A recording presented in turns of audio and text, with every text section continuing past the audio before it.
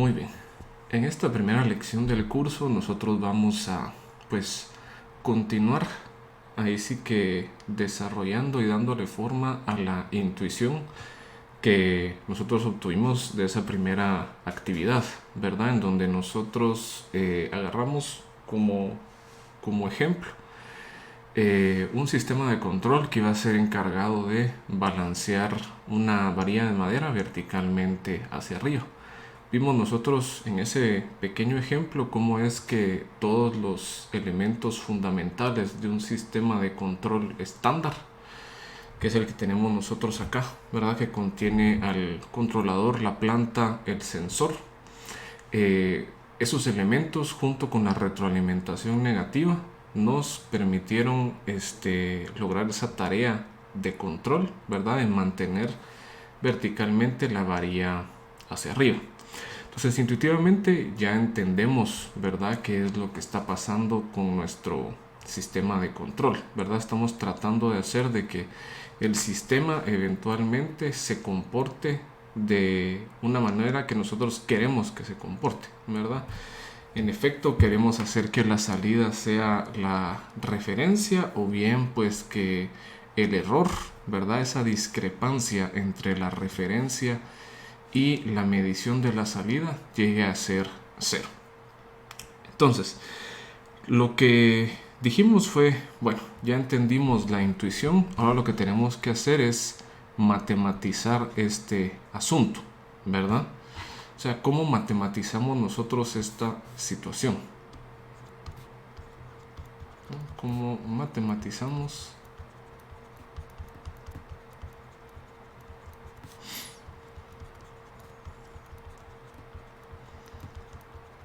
Muy bien. Y nosotros queremos matematizarla, ¿verdad? Para poder empezar, para poder manejar esto de una manera concreta, dado que pues manejar cajitas con nombres realmente no nos está diciendo nada. Entonces, para poder matematizar nosotros esta situación, ¿verdad? Vamos a acudir a un área específica de las matemáticas que se conoce como la teoría de sistemas dinámicos, ¿verdad?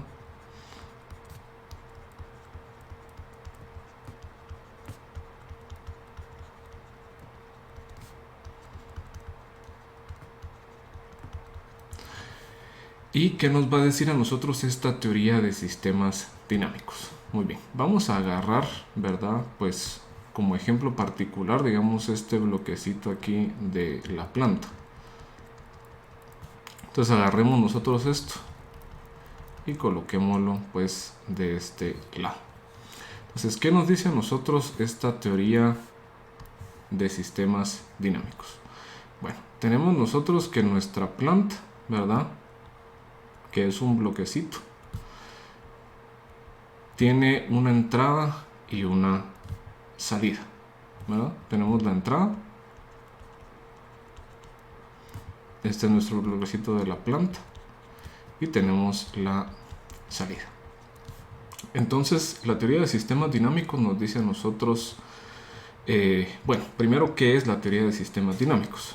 La teoría de sistemas dinámicos es básicamente un esfuerzo, ¿verdad?, de los matemáticos de poder describir a cualquier sistema sin importar cuál sea su dominio o disciplina, ¿verdad? Sin importar si es un sistema químico, si es un sistema eléctrico, si es, por ejemplo, una estructura, ¿verdad? Hablando de ingeniería civil, si es un sistema aeronáutico, aeroespacial, robótico, etcétera, etcétera, ¿verdad? Sin importar qué tipo de sistema sea, nosotros vamos a querer representarlo y analizarlo con un mismo set de herramientas matemáticas. Eso es lo que trata de hacer la teoría de sistemas dinámicos. Entonces, ¿verdad? Basados en la teoría de sistemas dinámicos, vamos a agarrar nuestra cajita que representa a la planta, que tiene una entrada y una salida, y vamos a otorgarles nombres a cada uno de estos componentes y vamos a hacer un poco más concreta la operación que está haciendo el sistema. Entonces a nuestra señal de entrada le vamos a llamar nosotros U de T. Va a ser, ¿verdad?, una señal de tiempo continuo.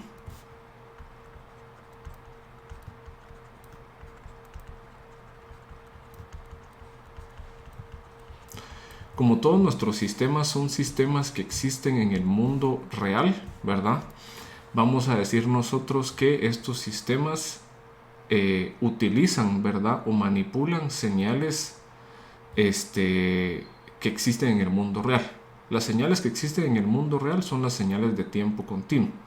Las estamos representando acá utilizando una letra minúscula en cursiva, ¿verdad?, paréntesis y tiempo.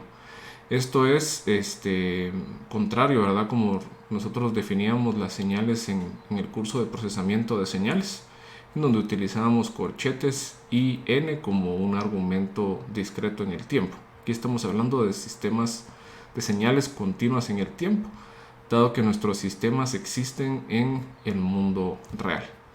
La señal de salida la vamos a llamar nosotros y de t, y vamos a decir nosotros que nuestro sistema, en este caso nuestra planta, lo vamos a estar representando nosotros mediante un operador, ¿verdad?, G mayúscula caligráfico. Este operador lo que nos va a describir a nosotros es de que básicamente el sistema lo que va a estar haciendo es de que va a generar su salida como una transformación de la entrada. La salida va a ser una transformación de la entrada. Vamos a colocar esto. La salida es una transformación de la entrada. Entonces vamos a ver nosotros que pues nuestros sistemas, ¿verdad? O sea, en este caso particular era la planta, pero realmente aquí en lugar de que sea la planta, ¿verdad?, puede ser cualquier sistema, ¿verdad? Puede ser el sensor, puede ser el controlador. En la planta puede ser un sistema químico, eléctrico, mecánico, etcétera, etcétera. Entonces lo que estamos viendo nosotros es de que este sistema de forma general, ¿verdad?, se puede describir como una transformación en señales, o sea, una transformación de señales de tiempo. Es decir, la salida del sistema va a ser simplemente una transformación de la entrada del sistema, ¿no? Muy bien, entonces ahí digamos que ya empezamos a darle un poco más de forma, pues, matemática al asunto. Sin embargo, nos damos cuenta de un problema, pues, bastante serio, ¿verdad? Y es que esto pues no nos da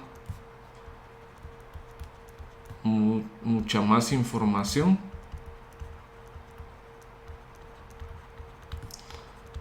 que las cajitas con texto. ¿A qué me refiero con esto? Pues si ustedes se dan cuenta, escribir esto de esta forma, ¿verdad?, de que Y es igual a una transformación de U, o sea que la salida es igual a una transformación de la entrada. Al escribirlo así es simplemente una forma fancy como de escribir, ¿verdad?, que la planta tiene una entrada, la procesa y genera una salida. Pero realmente no estoy diciendo nada matemáticamente concreto, ¿verdad?, sino que es solamente una forma, como les digo, fancy de colocar esa relación entre la entrada y salida, ¿verdad? Entonces, el problema realmente, ¿verdad? O sea, vamos a continuar esto de acá, ¿verdad? Entonces, el problema es que esta relación es demasiado general, sigue siendo demasiado abstracta, ¿verdad? Es decir, tenemos nosotros que ser un poco más específicos, ¿verdad? O sea, con qué es este sistema para poder darle más forma para que esto sea útil, ¿verdad? Entonces debemos darle forma al sistema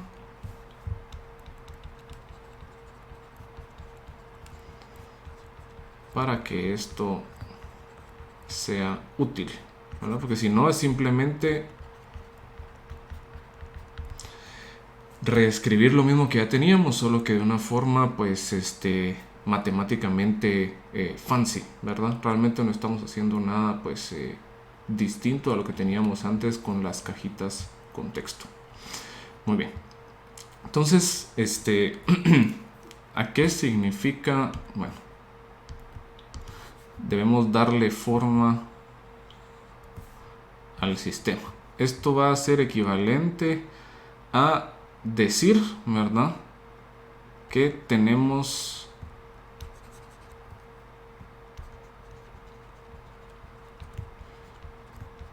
que ser específicos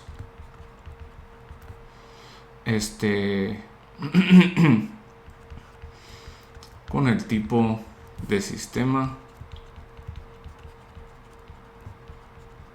que vamos a estudiar,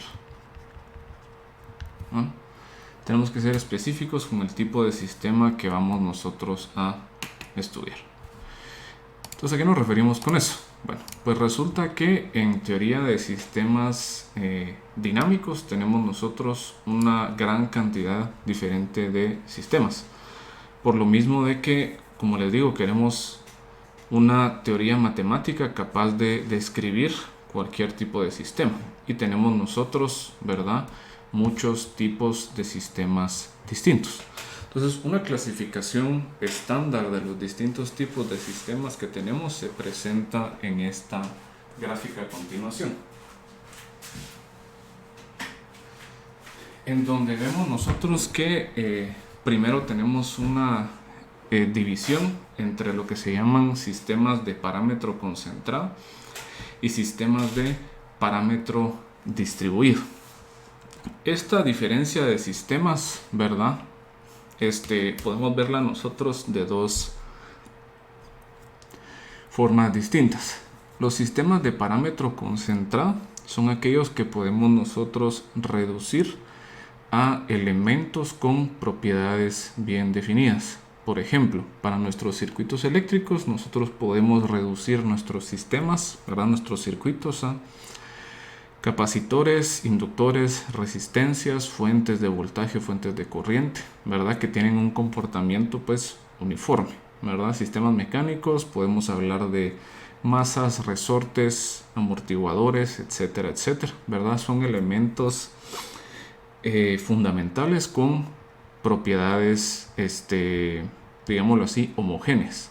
Los sistemas de parámetro distribuido son aquellos que, además de evolucionar en el tiempo, las características de sus parámetros, ¿verdad?, evolucionan con respecto a otras cantidades. Para ponerles un ejemplo, ¿verdad?, cómo es que la distribución de calor cambia con respecto, ¿verdad?, a una superficie metálica, o cómo es que cambian las características de un fluido, ¿verdad?, dependiendo de la turbulencia en diferentes sectores que tenga, ¿verdad?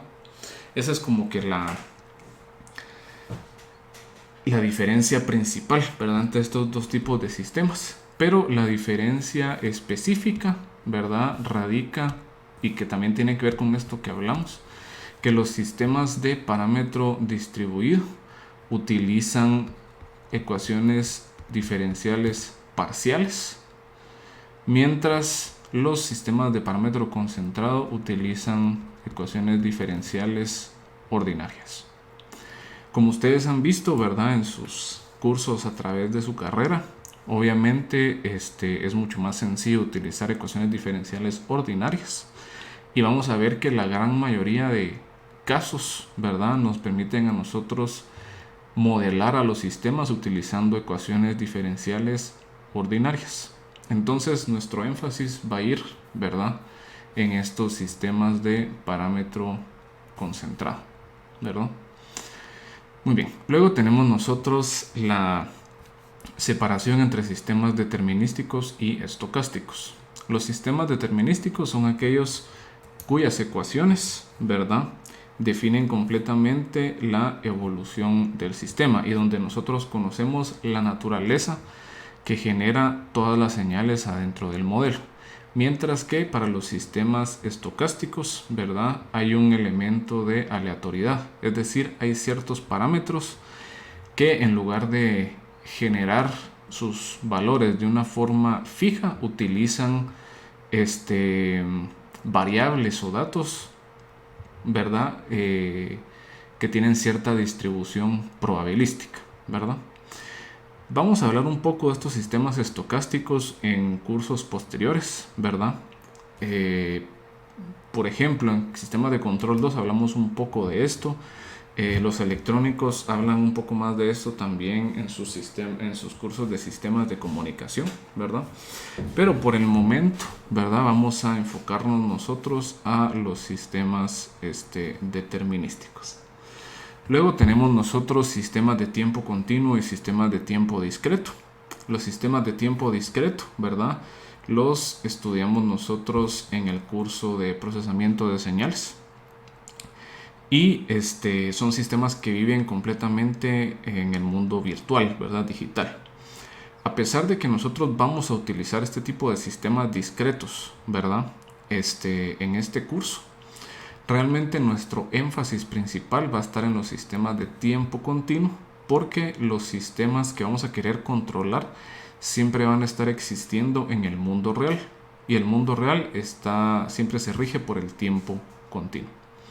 Luego tenemos nosotros una de las clasificaciones más importantes, ¿verdad?, que es los sistemas lineales versus los sistemas no lineales. Ya vamos a ver específicamente a qué nos referimos, ¿verdad?, con estas características, ¿verdad? Pero por lo general, ¿verdad?, ustedes igual en toda su carrera de ingeniería siempre han visto que la linealidad es una característica muy buena para tener, porque nos permite a nosotros aplicar el principio de superposición, ¿verdad? Ustedes vieron ya en sus cursos por ejemplo, de física de circuitos, que esto es una característica muy útil para analizar ciertos tipos de sistemas físicos. Luego tenemos nosotros la última división, ¿verdad?, que es entre sistemas invariantes en el tiempo y variantes en el tiempo. La invariancia en el tiempo es una característica que nos dice a nosotros básicamente si un sistema se va a comportar de la misma forma sin importar cuándo nosotros lo utilicemos. Para ponerles un ejemplo, ¿verdad? Si ustedes entran a su cuarto y presionan el switch para encender la luz, ustedes esperan, ¿verdad?, que ese switch encienda la luz, asumiendo de que todo el sistema pues funciona bien, ¿verdad?, que el switch encienda la luz sin importar si ustedes entran a su cuarto ahorita, si entraron ayer, si entraron hace 5 años o si van a entrar ustedes de aquí a 10 años. Sin importar cuándo lo utilicemos, ¿verdad?, este sistema debería reaccionar de la misma forma, ¿verdad? Sus proyectos, cuando ustedes los entregan, ¿verdad?, deberían ser invariantes en el tiempo, ¿verdad? Porque si funcionó hoy, cuando ustedes presenten mañana, debería funcionar exactamente igual, ¿verdad? Entonces, esta es una característica que es un poco abstracta de ver, pero es fundamental para nuestros sistemas. Los sistemas variantes en el tiempo sí cambian sus características conforme avanza el tiempo, ¿verdad? Para ponerles un ejemplo particular, digamos un cohete cuando está haciendo su trayectoria para salir de la atmósfera terrestre, ¿verdad? Lo que va a hacer el cohete es que conforme vas ganando altitud, ¿verdad?, altura, va perdiendo combustible. Entonces es más ligero y es más fácil de seguirlo haciendo subir, ¿verdad? Entonces, conforme avanza el tiempo, tiene más o menos combustible y por eso el sistema cambia sus propiedades, ¿verdad? Porque puede ser que sea más o menos pesado. Entonces, nuestro énfasis principal, ¿verdad?, va a estar en estos sistemas, ¿verdad? en sistemas que son de parámetro concentrado, es decir, que podemos describirlos utilizando ecuaciones diferenciales ordinarias, determinísticos, de tiempo continuo, lineales e invariantes en el tiempo. Estos sistemas en particular reciben un nombre en específico, ¿verdad? Los sistemas que son lineales e invariantes en el tiempo se conocen como sistemas LTI, ¿verdad? LTI viene de Linear Time Invariant Systems, ¿verdad? Y estos sistemas van a ser los que sean de nuestro interés, ¿verdad? Para este curso en particular.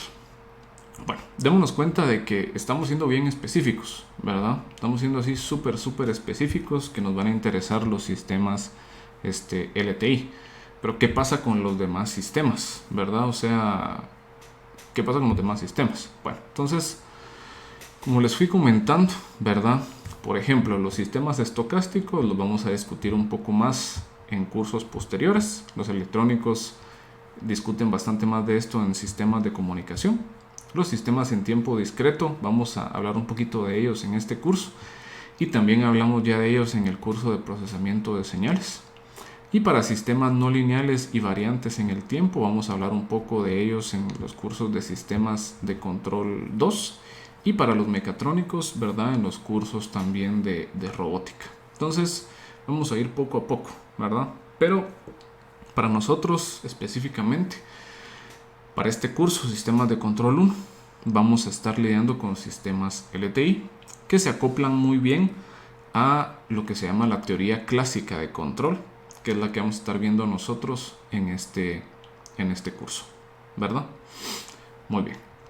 Entonces, ¿por qué son pues importantes los sistemas? Bueno, primero, ¿verdad? O sea, ¿qué implica que un sistema sea lineal e invariante en el tiempo? ¿Verdad? ¿Qué implica que un sistema sea lineal e invariante en el tiempo? Muy bien, entonces veamos a qué nos referimos con esas propiedades. Entonces, primero está la propiedad de linealidad.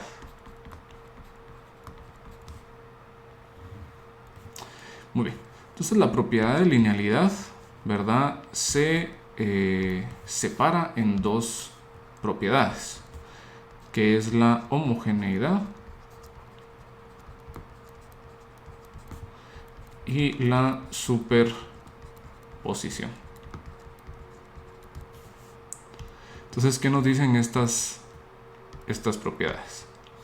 Muy bien, la homogeneidad, ¿verdad? Nos dice a nosotros que si nosotros tenemos un sistema, cualquier sistema,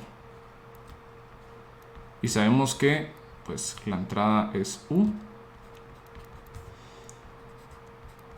la salida es Y, ¿verdad? Y mi sistema efectúa la transformación G. La salida es el sistema aplicado a la entrada. Muy bien. Entonces tenemos que si un sistema funciona de esta forma y ahora a nosotros le colocamos en la entrada una versión escalada de esta entrada, ¿verdad? Si nosotros le colocamos en la entrada, en lugar de U de t, le colocamos nosotros alfa veces U de t, entonces la salida de este sistema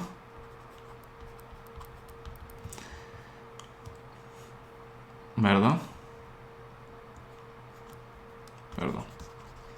Entonces la salida de este sistema debería ser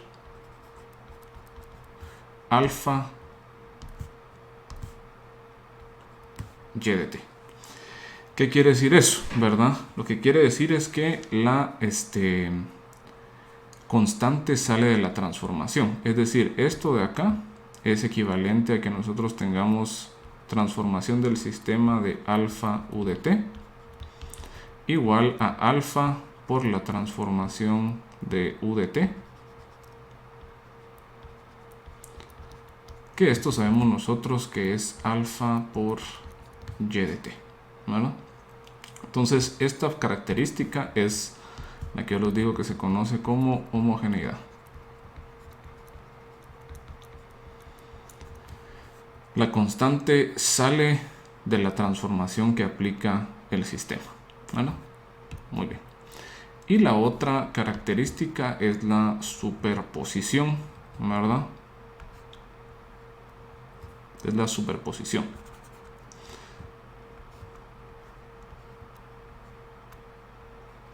Que nos dice a nosotros que si a nuestro sistema le entra U1, genera Y1.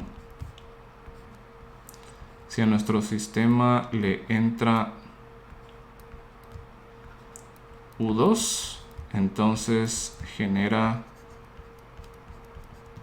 Y2, ¿verdad? O sea, Y1 en este caso es simplemente aplicar la transformación a U1 y Y2 es simplemente aplicar la transformación a U2, ¿verdad? Muy bien. Entonces, si nosotros hacemos una combinación de estas dos entradas, es decir, si ahora a mi sistema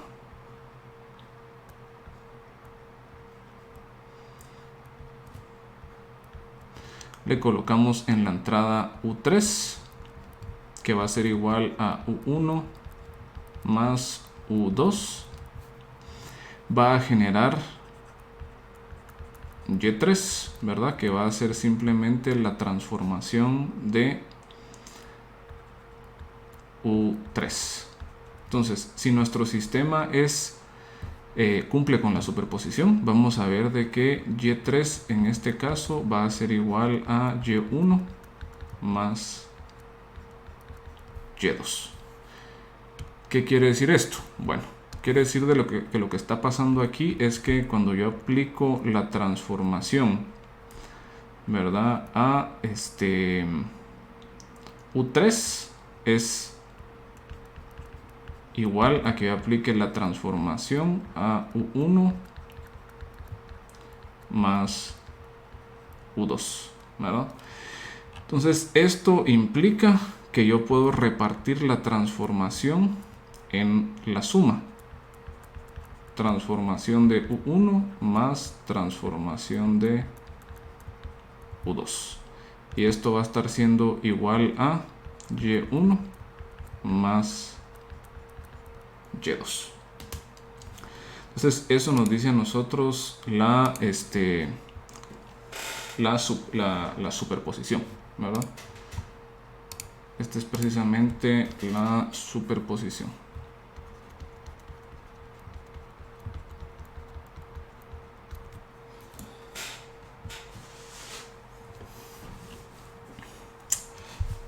Muy bien. Luego nos queda a nosotros pendiente la otra característica, ¿verdad? Que es la invarianza en el tiempo.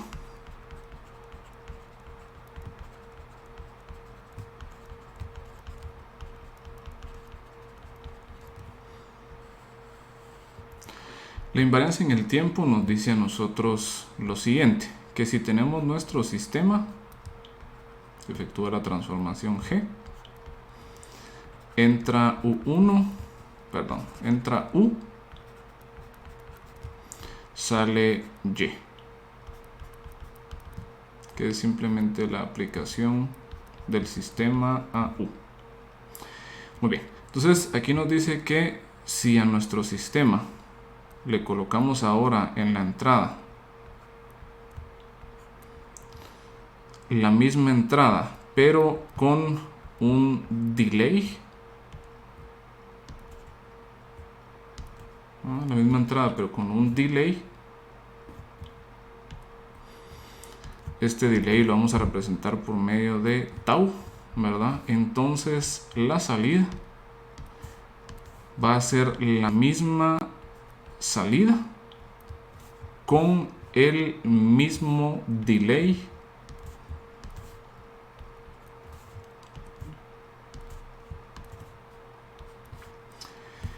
que presentó la entrada, ¿verdad? Esto quiere decir que cuando nosotros pues transformamos acá u de t menos tau, vamos a encontrar que esto es y de t menos tau, ¿verdad? O sea, el delay se propaga a la salida, básicamente. Muy bien. Entonces, estas son las características, ¿verdad?, que nos dan a nosotros la linealidad y la invarianza en el tiempo. En resumidas cuentas, la homogeneidad nos dice a nosotros que podemos sacar las constantes de la transformación, ¿verdad?, que hace el sistema. La superposición nos dice que es equivalente la transformación de la suma, que la suma de transformaciones, ¿verdad? Y esto vale la pena que lo vamos a hacer específico. Homogeneidad nos dice a nosotros que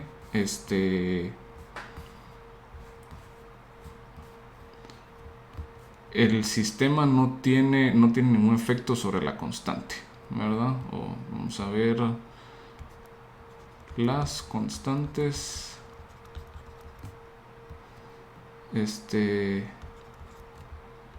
No afectan al comportamiento del sistema.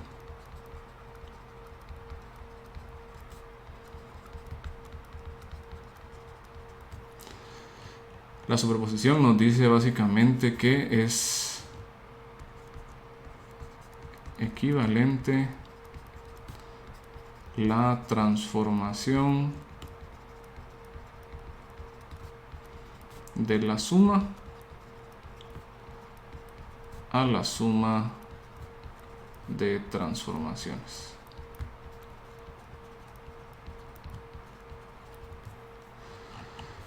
Y la invarianza en el tiempo lo podemos decir nosotros como el delay se propaga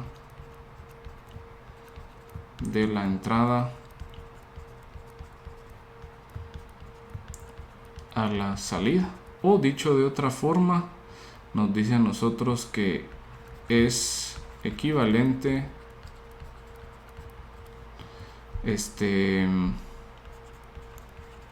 hacer un delay en la entrada y luego transformar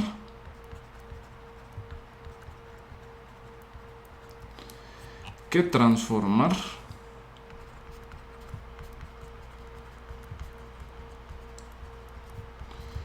y luego aplicar el delay, ¿verdad? Luego aplicar el delay. Muy bien. Entonces, estas características, ¿verdad? Podemos nosotros probar que cierto sistema cumple con estas características, ¿verdad? Porque esas características son básicamente como pruebas matemáticas que tenemos que aplicarle a a nuestros sistemas. En procesamiento de señales hicimos bastante trabajo al respecto de estas pruebas de linealidad e invarianza en el tiempo, y se van a dar cuenta ustedes que realmente no cambia absolutamente en nada estas pruebas para el caso de sistemas continuos en el tiempo, ¿verdad? Entonces esto es algo que básicamente nos sirvió para hacer un pequeño repaso, ¿verdad? Pero no vamos a indagar mucho en cómo hacer las pruebas de linealidad e invarianza en el tiempo, ¿verdad? Porque la gran mayoría de ustedes, por haber llevado el procesamiento de señales, ya sabe cómo hacer.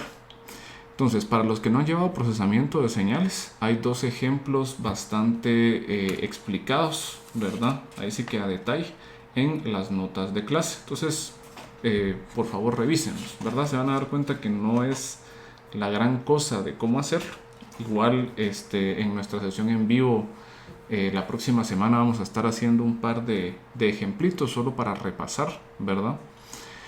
Pero no quiero indagar mucho al respecto para no alargar demasiado esta lección, ¿verdad? Porque si bien es importante saber cómo hacer las pruebas, no es o no va a impactar directamente a lo principal que quiero que hagamos, ¿verdad? O a la conclusión principal que quiero que lleguemos, al que quiero que lleguemos, ¿verdad? Muy bien. Entonces, ya que nosotros describimos, ¿verdad? Pues, ¿qué son estos sistemas LTI, ¿verdad? La pregunta natural que surge es, bueno, ¿por qué sistemas LTI, ¿verdad? ¿Por qué son tan importantes estos sistemas, ¿verdad? ¿Por qué específicamente tenemos tanto interés en estos sistemas LTI?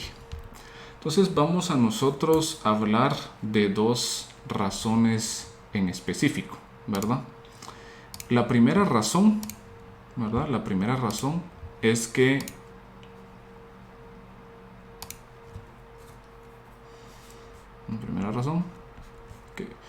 muchos sistemas de ingeniería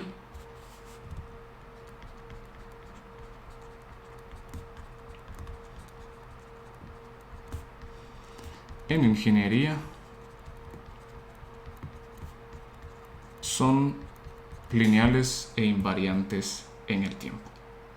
Les pongo estos ejemplos en particular, ¿verdad? Tenemos aquí, por ejemplo, un carrito, el cual se está desplazando en una dimensión X. Tenemos nosotros que estamos utilizando una fuerza de empuje U, ¿verdad? Piensen ustedes que es el pedal de aceleración. Y tenemos una resistencia al viento que está actuando en contra de su movimiento, que es proporcional a su velocidad. Entonces agarramos el carrito y podemos utilizar nosotros física, y al hacer el modelado físico llegamos nosotros, ¿verdad?, a la siguiente expresión: x b' más b sobre m x' igual a u sobre m. Muy bien, ahorita vamos a darnos cuenta, bueno, veamos entonces un poco qué es esta expresión que tenemos nosotros acá. Bueno, primero es una ecuación diferencial ordinaria, ¿no? Entonces esta es una ecuación diferencial ordinaria. Luego démonos cuenta que es una ecuación diferencial ordinaria lineal. ¿Por qué? Porque la variable de interés, que en este caso es x, aparecen solo sus derivadas y sumas de estas expresiones. Entonces tenemos que es una ecuación diferencial ordinaria lineal y de coeficientes constantes, ¿no? ¿Por qué los coeficientes constantes? Porque cualquier coeficiente que está multiplicando a nuestras variables de interés, ¿verdad?, está compuesta por constantes. No varían en el tiempo, no dependen de las variables de interés, ¿verdad? ¿Qué pasa, por ejemplo, con este sistema eléctrico, ¿verdad? Pues utilizamos nosotros electrónica y obtenemos nosotros R1C Bout' igual a menos R2 CBI' menos BI, ¿verdad? Igual, ¿verdad? Nos damos cuenta que otra vez es una ecuación diferencial ordinaria lineal y de coeficientes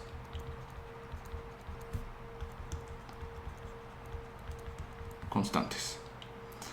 Luego, último caso que tenemos, ¿verdad?, que es un satélite ahí simplificado. Podemos utilizar nosotros mecánica para obtener la expresión θ b' por j igual a fc por d. Y de nuevo nos damos cuenta que es una ecuación diferencial ordinaria lineal y de coeficientes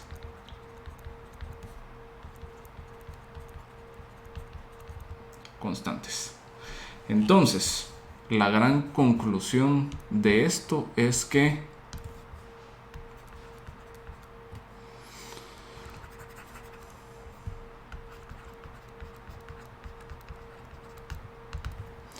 todo sistema LTI puede expresarse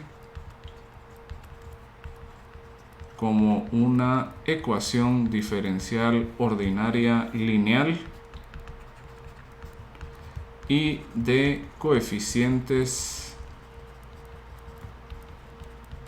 constantes que relaciona a su salida con su entrada. Es decir, esto de forma general lo podemos escribir de la siguiente forma: b sub n enésima derivada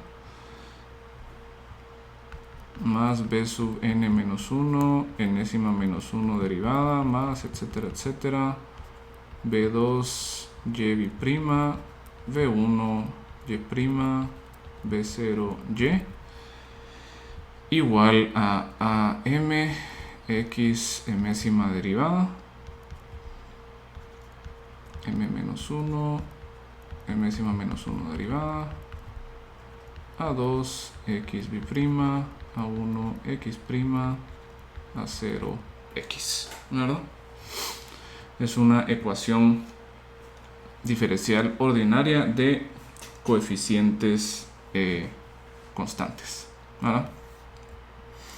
Vamos a colocar acá usualmente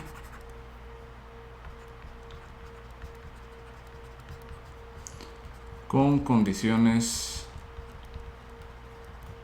iniciales iguales a 0, ¿no? Solamente con condiciones iniciales iguales a 0. Muy bien. La gran ventaja que tenemos nosotros con respecto a esto, ¿verdad? Y lo vamos a colocar. Una gran ventaja de esta solución o de esta conclusión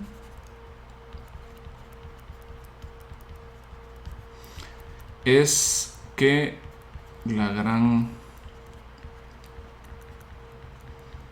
mayoría de sistemas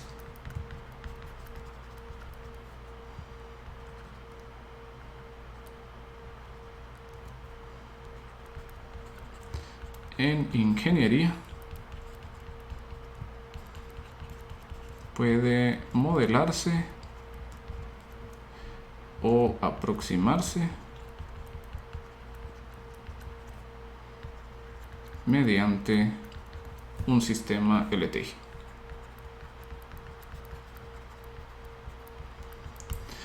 Muy bien, entonces esta va a ser nuestra gran ventaja, nuestra primera gran ventaja, ¿verdad?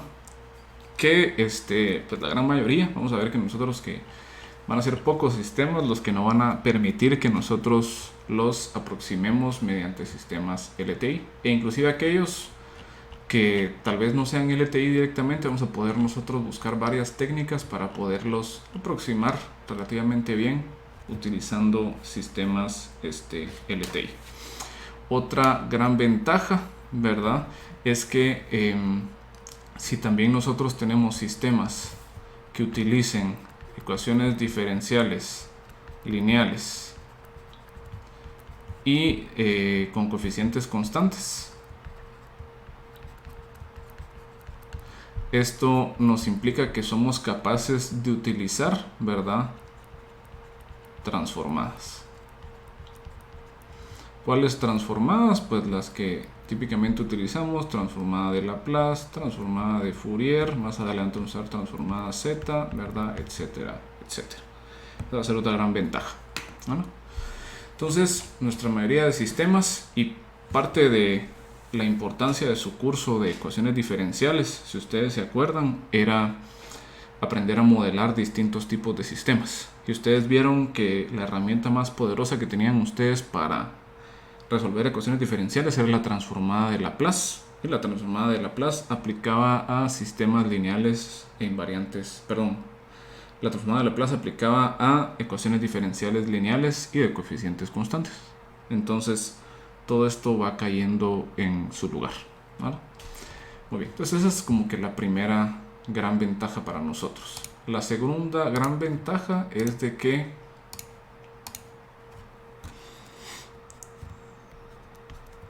los sistemas LTI presentan un número limitado de respuestas. Esto, dicho de otra forma, es que los sistemas LTI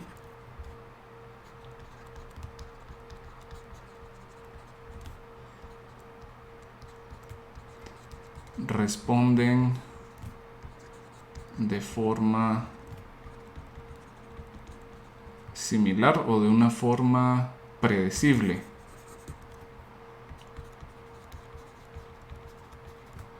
a ciertas señales específicas. ¿No? Muy bien, entonces esto lo que nos dice a nosotros es de que si tenemos nosotros un sistema LTI, ¿verdad? Y a este sistema le colocamos en la entrada lo que vamos a llamar una señal de prueba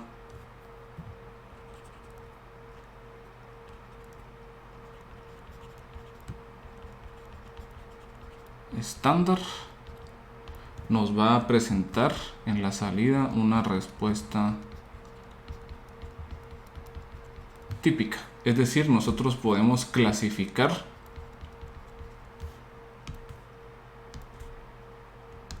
vamos a poder clasificar al sistema según su respuesta. Entonces es una ventaja, ¿verdad? Porque implica que nosotros podemos, o sea, si tenemos un sistema LTI, lo podemos perturbar con ciertas señales en específico. Y vamos a esperar ver en la respuesta cosas que nosotros ya sabemos que pueden ocurrir. Y dependiendo de esto, vamos a poder caracterizar a nuestros sistemas. Esto va a ser importante más adelante, por ejemplo, cuando hablemos nosotros de estabilidad.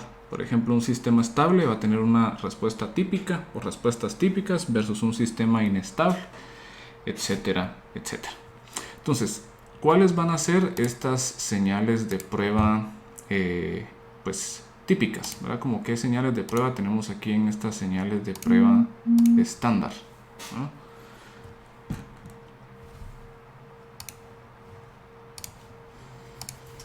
¿Cuáles van a ser nuestras señales de prueba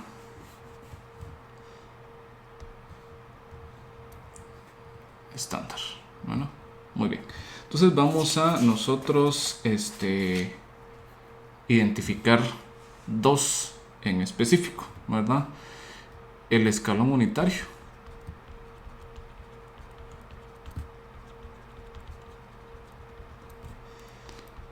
y la delta de Dirac o el impulso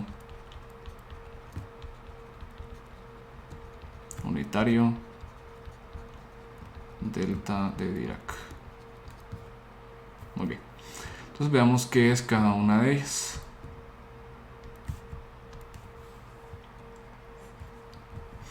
La primera es el escalón unitario.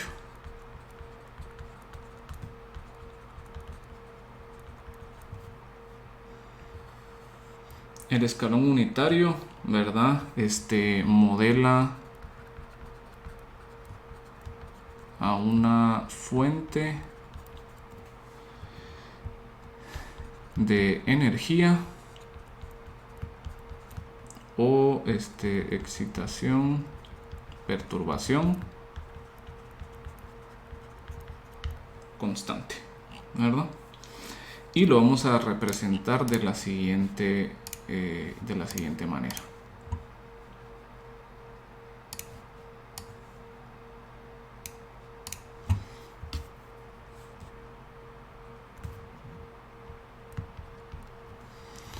Vamos a representarlo mediante este 1 como caligráfico acá. Aquí, digamos, cambiamos la notación del escalón unitario, porque típicamente nosotros llamamos al escalón unitario como UDT, pero en la literatura estándar de control la señal U es la señal de entrada. Entonces, para no confundirnos, vamos a utilizar el escalón unitario como 1DT. Lo que nos dice el escalón unitario es de que es una señal que toma un valor de 0 para valores anteriores a 0 y luego en 1 presenta un salto y se queda en 1 indefinidamente. Entonces este es el valor de 1, aquí vale 0. Entonces el escalón unitario vale 0 si t es menor que 0 y 1 si t es mayor o igual a 1. Si a un sistema le colocamos en la entrada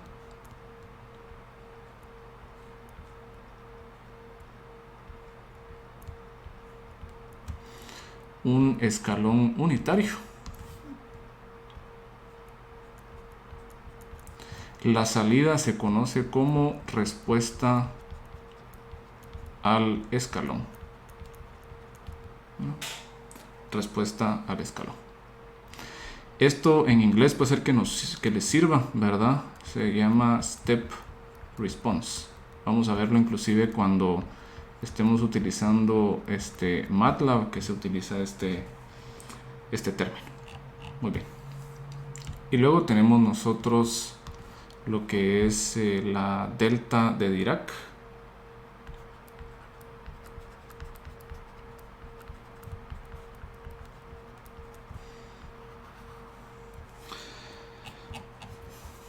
La delta de Dirac es una función entre comillas, ¿verdad? Porque no cumple formalmente los requerimientos para que sea una función, ¿verdad? Esto lo platicaron un poco ahí en sus cursos de ecuaciones diferenciales, ¿verdad? Y en sus cursos de circuitos también, donde han utilizado esta delta de Dirac, porque la forma en que nosotros representamos a esta función es como una flecha.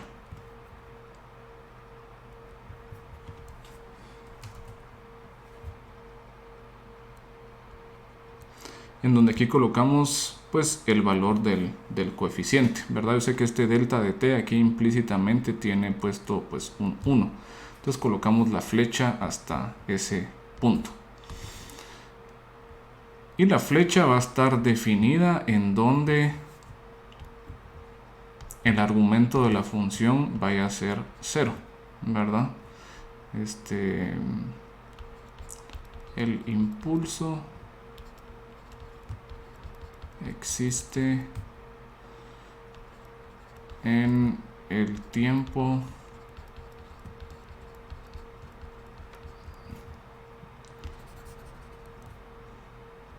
o argumento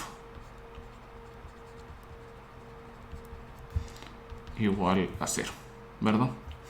Entonces la delta de Dirac lo que nos dice a nosotros es de que es una señal que va a valer infinito. Vamos a poner aquí entre comillas porque esto no, o sea, matemáticamente no es correcto colocar esto, ¿verdad? Vale infinito si t es igual a 0 y vale 0 si t es distinto de 0. Otra forma que se utiliza para poder definir esta función es de que la integral de menos infinito hasta infinito del delta de Dirac vale 1, ¿verdad? Entonces la delta de Dirac ¿verdad? Tiene ahí varias propiedades, las pueden revisar ahí en sus notas de clase, ¿verdad? Pero básicamente lo que hace es que representa, digamos, una perturbación, una gran perturbación en poco tiempo. Imagínense ustedes que tienen un sistema mecánico y le ponen, no sé, por ejemplo, es un martillazo, ¿verdad? O una fuerza externa muy fuerte en un punto, ¿verdad? O si fuera, por ejemplo, en un circuito eléctrico, ¿verdad? Un voltaje alto en muy poco tiempo. Eso se refiere, ¿verdad? La delta de Dirac. La mayor importancia, ¿verdad? De esta delta de Dirac es en la respuesta que nos presenta. Porque si el impulso unitario, perdón, si el escalón unitario nos presentaba a nosotros la respuesta al escalón, la delta de Dirac, ¿verdad? Si agarro un sistema y en la entrada le coloco un delta de Dirac, en la salida mi sistema va a presentar lo que se conoce como la respuesta impulsional o impulse response. Esta respuesta impulsional va a ser tan importante que tiene un nombre especial, ¿verdad? Y se conoce como HDT, ¿verdad? Entonces, si a mi sistema, ¿verdad? En la entrada le estamos colocando un impulso unitario, en la salida este va a presentar, ¿verdad? La respuesta impulsional, ¿verdad? Que es la impulse response en inglés, para el caso de que utilicemos este término aquí en MATLAB. Entonces la respuesta impulsional resulta ser clave para nosotros porque resulta que juega un papel clave al momento de definir cómo es que se comporta un sistema lineal e invariante en el tiempo, ¿verdad? Cómo se comporta un sistema lineal e invariante en el tiempo. Muy bien, entonces veamos cómo es esto.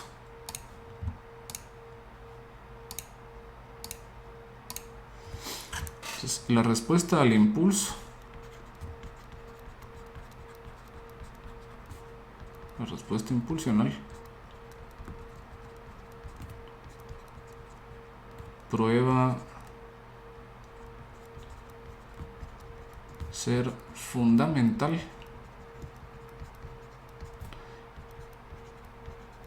ya que define completamente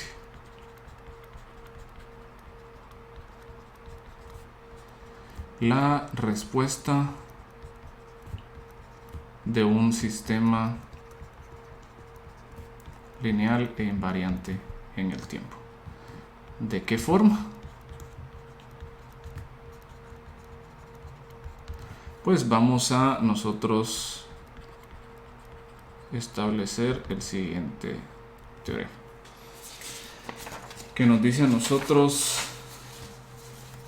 lo siguiente: la respuesta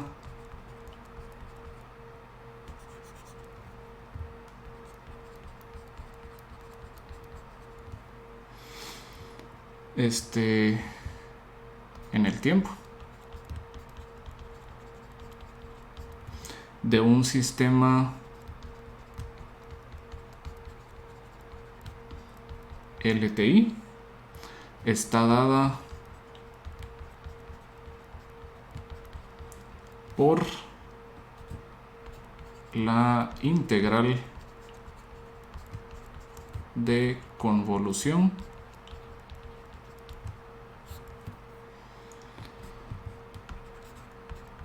y de t igual a la integral de menos infinito hasta infinito de u de tau g de t menos tau. Perdón, aquí solo voy a hacer una pequeña corrección en notación, ¿verdad? La respuesta impulsional, perdón, aquí la vamos a estar conociendo o le vamos a llamar, pero g de t, disculpen ahí la confusión. Este es GDT. Se llama GDT porque la transformación del sistema le llamamos G mayúscula de T. Entonces la respuesta impulsional se llama GDT. Disculpen ahí, estamos haciendo esta corrección. Muy bien. Entonces, la salida del sistema es la integral de convolución de dt.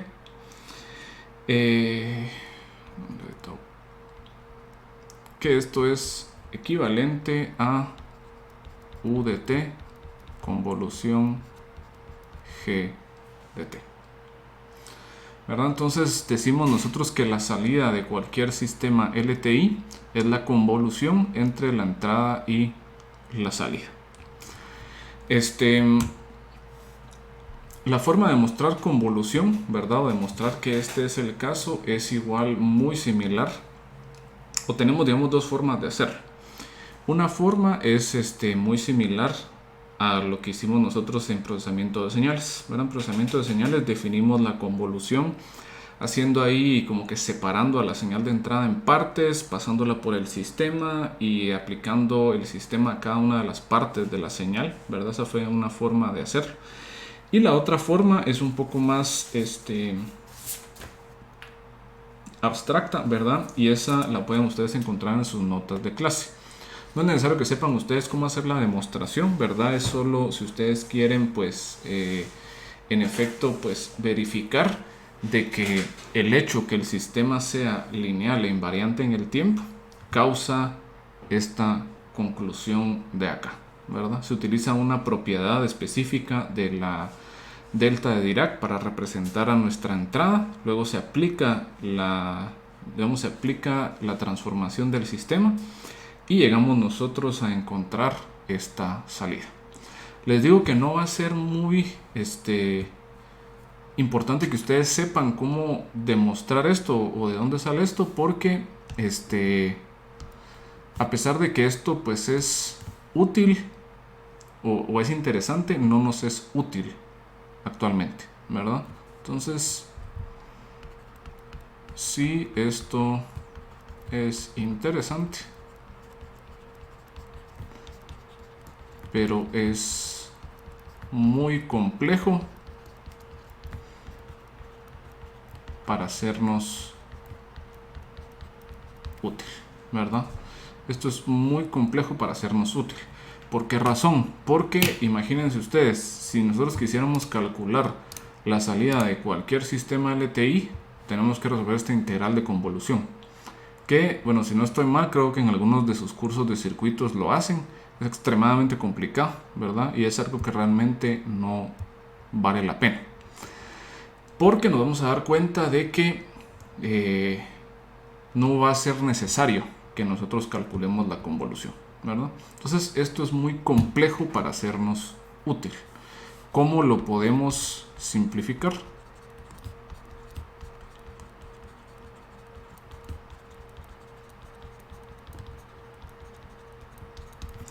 ¿Verdad? Entonces la forma en que lo podemos simplificar, ¿verdad? Es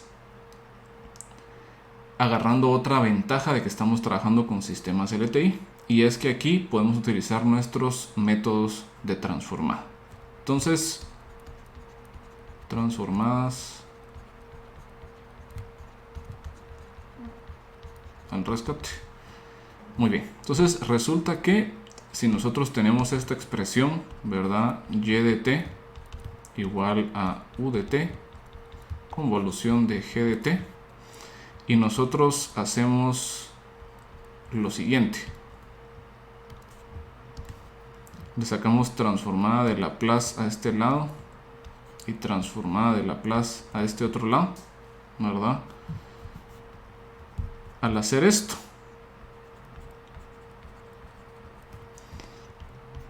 la expresión resultante se simplifica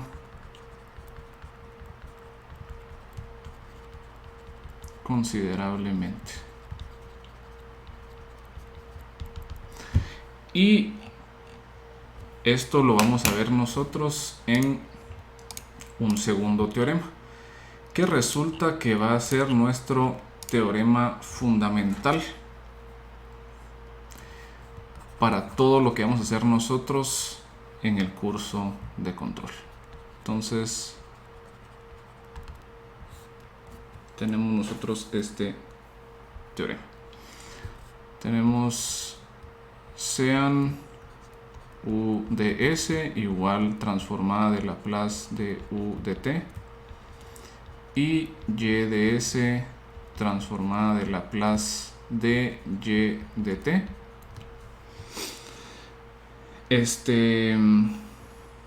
Entonces la respuesta del sistema LTI en el dominio de frecuencia está dada por y de s igual a g de s por u de s.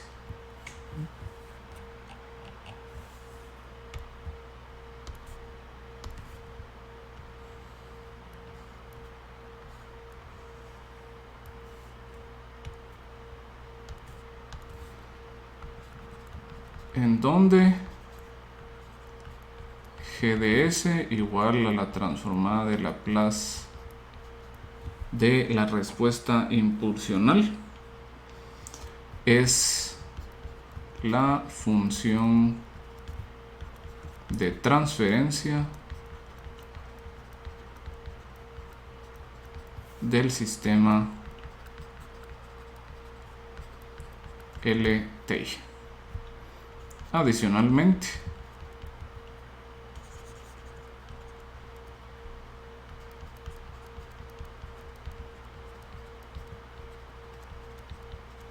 tenemos nosotros esto que es un corolario, es decir, es una conclusión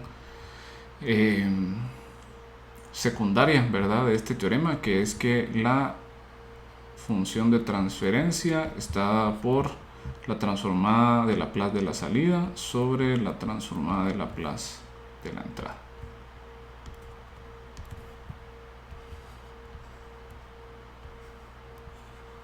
Entonces nos dice que la función de transferencia nos brinda una relación explícita entre la entrada y la salida del sistema. ¿No? Muy bien. Una nota importante es que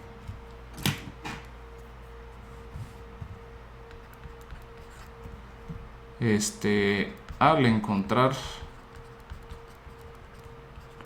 g de s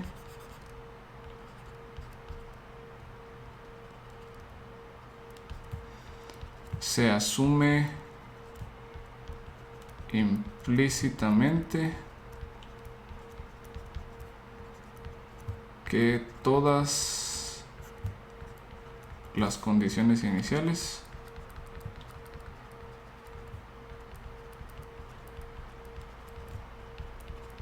son 0. Claro, una cosa ahí bastante importante. Muy bien.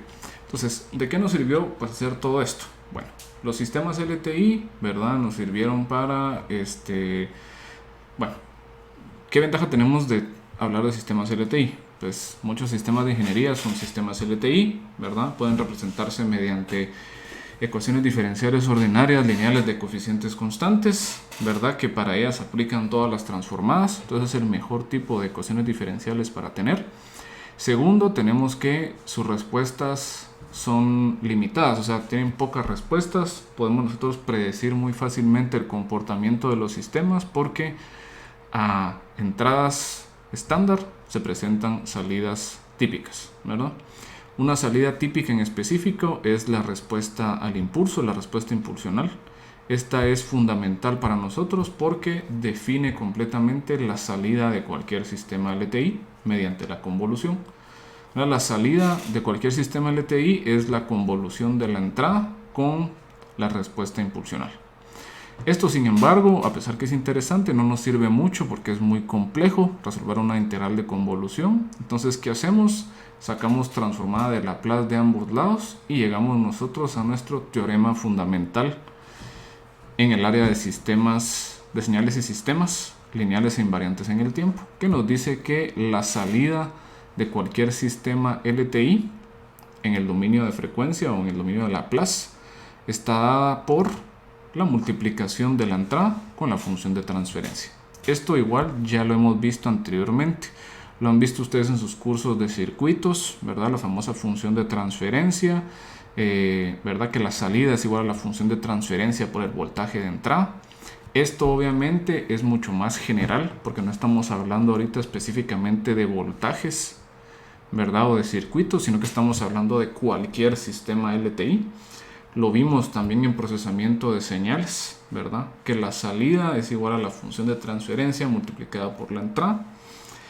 Y de esto sale de que la función de transferencia es igual también a una relación input-output, ¿verdad? Nos dice que nos relaciona, es una tasa, ¿verdad?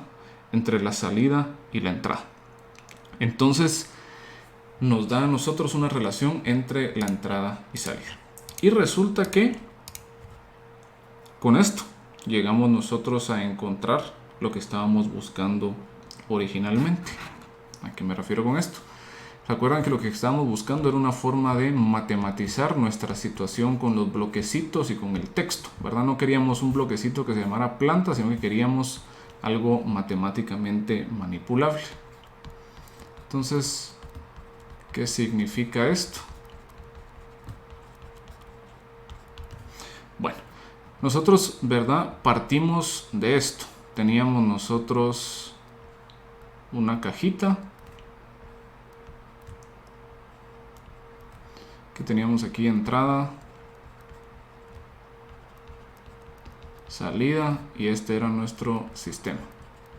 Habíamos puesto a la planta como ejemplo en específico, pero realmente es un sistema.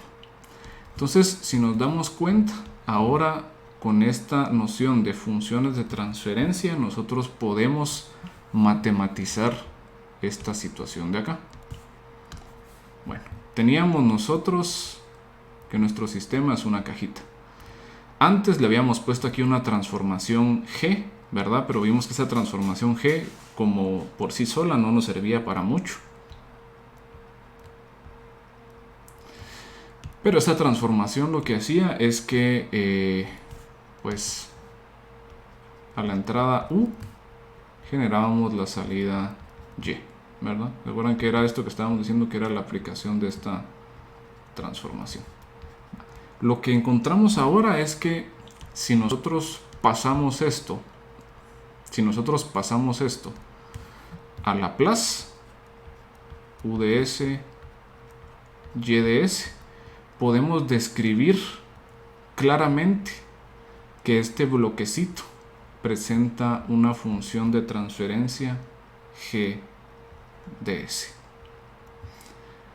Porque entonces ahora la salida ya tiene una forma en específica y es GDS por UDS. Entonces a lo que llegamos nosotros, y esa es nuestra gran conclusión, ¿verdad?, de la lección de esta semana, es de que nuestra cajita con el sistema es realmente una cajita con una función de transferencia, ¿verdad? Y la entrada y salida del sistema, al final de cuentas, resultan siendo señales en el dominio de Laplace para nosotros al momento de matematizar toda esta situación. Entonces, la gran conclusión de la lección, de esta primera lección, es de que la forma en que nosotros matematizamos nuestras situaciones, ¿verdad? De los diagramas de bloque en nuestros sistemas es utilizando transformada de Laplace. Cada bloquecito dentro de nuestro sistema se puede representar mediante una función de transferencia, y cada señal, ¿verdad?, que está fluyendo a través de nuestro sistema es una señal de tiempo continuo que tiene una transformada de Laplace asociada.